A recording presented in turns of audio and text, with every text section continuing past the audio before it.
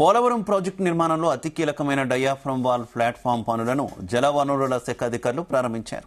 ఎగువ దిగువ కాపర్ డ్యాంకు నడుమ పాత డయాఫ్రమ్ వాల్ కి సమీపంలో నూతన డయాఫ్రమ్ వాల్ నిర్మాణం కోసం ప్లాట్ఫామ్ ను నిర్మిస్తున్నట్టు ఈఈ సుధాకర్ తెలిపారు. వచ్చే జనవరిలో డయాఫ్రమ్ వాల్ నిర్మాణం చేపట్టనున్న నేపథ్యంలో ముందస్తుగా ప్లాట్ఫామ్ పనులు ప్రారంభించినట్టు చెప్పారు.